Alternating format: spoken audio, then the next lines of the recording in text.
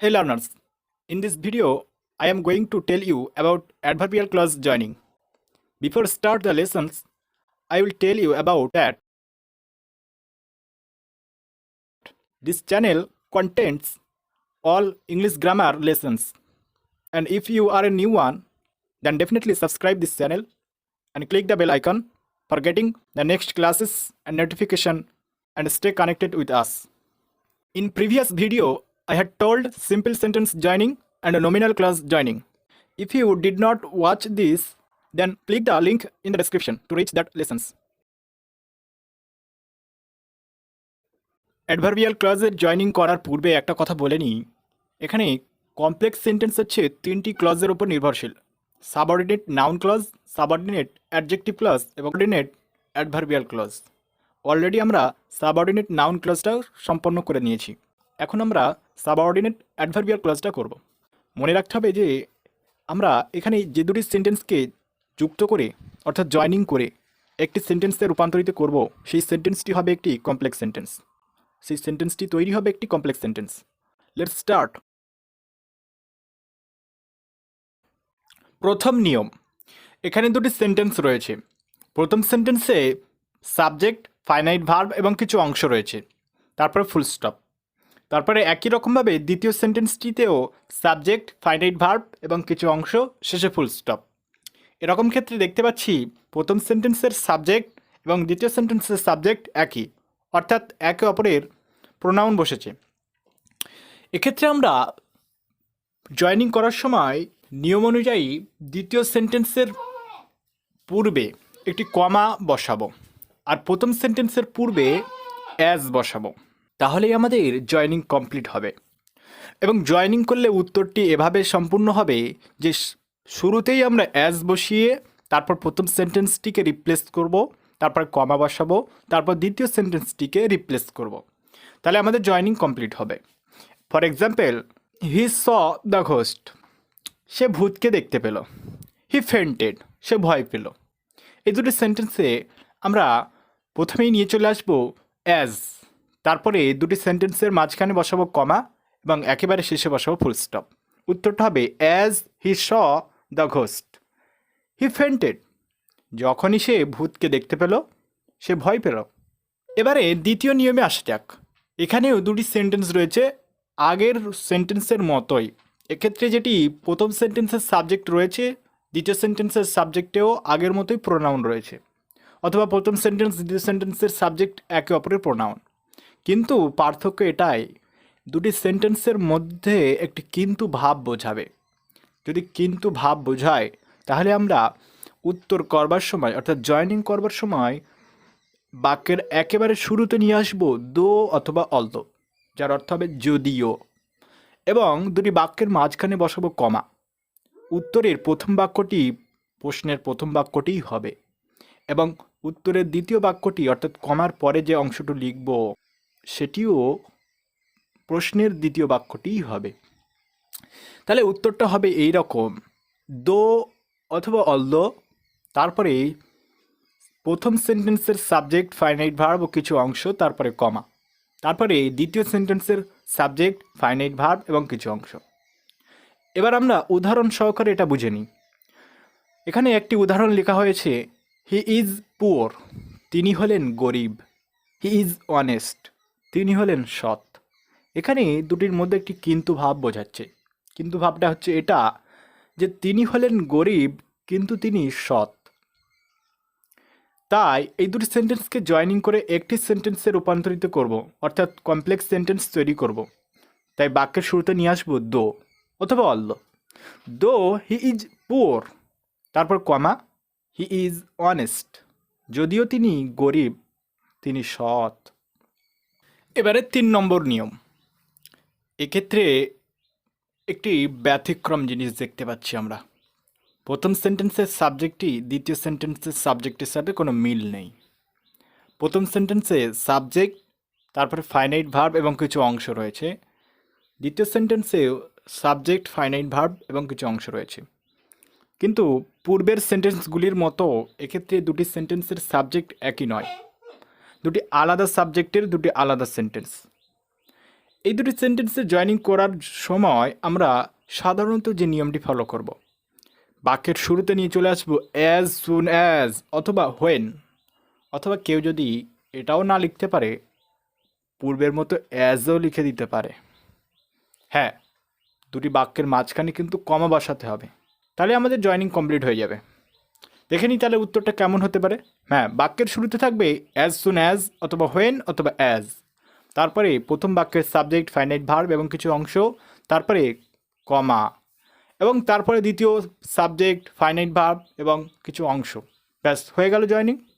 For example, এখানে রয়েছে the teacher কেম। এই ধরনের আরও অন্যান্য সেন্টেন্স হতে পারে, যেমন the teacher entered into the classroom, the teacher came into the classroom, etcetera. আমরা একটা ছোট্ট উদাহরণ দেখে নিয়ে ভালো করে বুঝে নিই সহজ করে। দ্য টিচার কেম, শিক্ষক মহাশয় এলেন। দ্য স্টুডেন্ট স্টুড আপ, ছাত্রছাত্রীরা দাঁড়িয়ে পড়ল। এখানে এই দুটি সেন্টেন্সে জয়েনিং করব।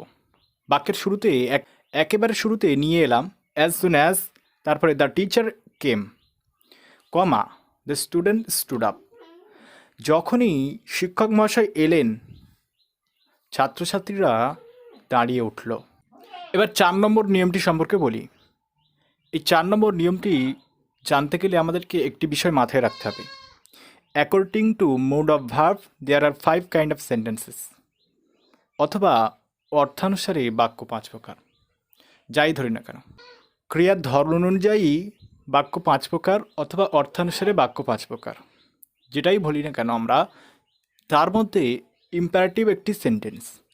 সেই ইম্পারেটিভ সেন্টেন্সটা বাক্যের শুরুতে থাকে V1, তারপরে থাকে অবজেক্ট। সেটাই আমাদেরকে দরকার এখানে।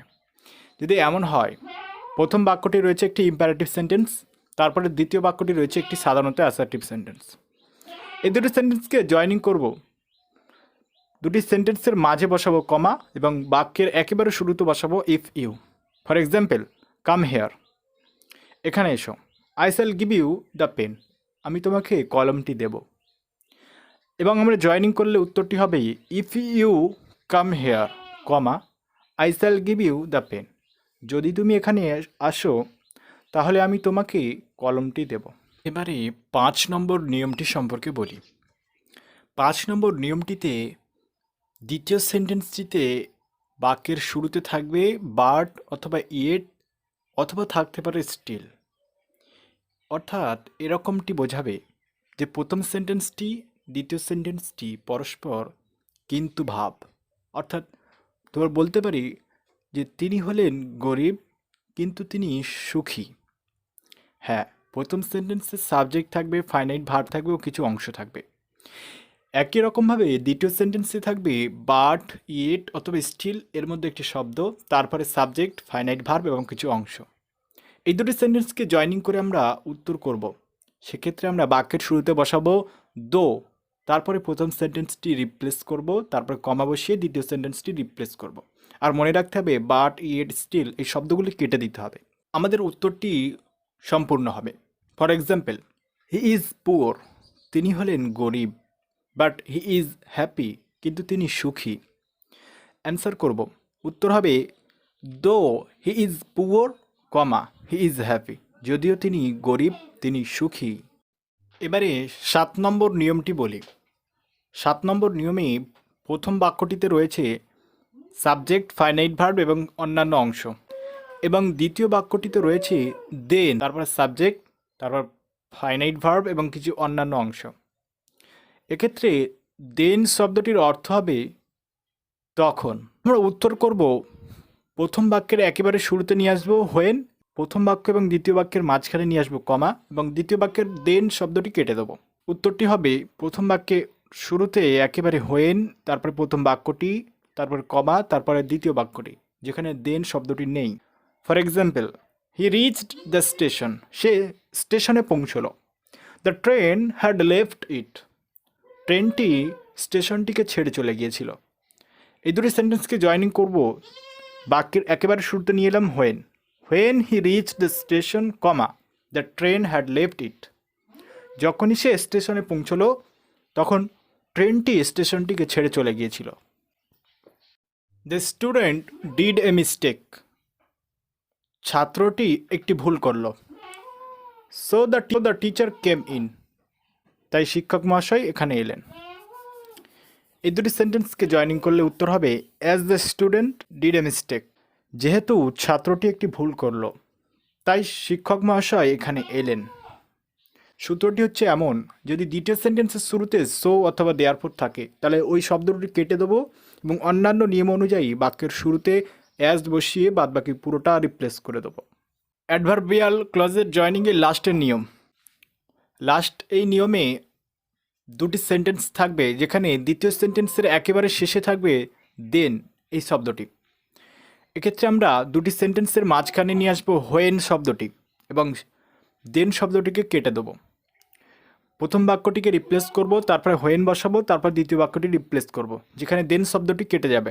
ফর এক্সাম্পল, আই উইল গো, আমি যাব, এটি একটি সেন্টেন্স। দ্বিতীয় সেন্টেন্সে রয়েছে সি উইল কাম দেন, তিনি তখন আসবেন। এখানে এই দুটি সেন্টেন্সকে জয়েনিং করলে হবে I will go when she will come, আমি যাব যখন তিনি আসবেন। প্রথমত ছাত্রছাত্রীরা এই নিয়মগুলিকে খাতায় নোট ডাউন করবে, তারপর অ্যান্সার করার চেষ্টা করবে ডাফ অ্যান্ড ডাট বইটি দেখে রেখে। এবং ভিডিওটি যদি ভালো লাগে বন্ধুদের কাছে শেয়ার করবে, লাইক করবে এবং কমেন্ট সেকশানে তোমার মতামতটা লিখবে এবং পরবর্তী ভিডিওটি তোমার প্রশ্ন অনুসারে করার চেষ্টা করব। অবশ্য আমার অন্য একটি চ্যানেলে মাধ্যমিকের ডাফ অ্যান্ড ডাটের কোশ্চেন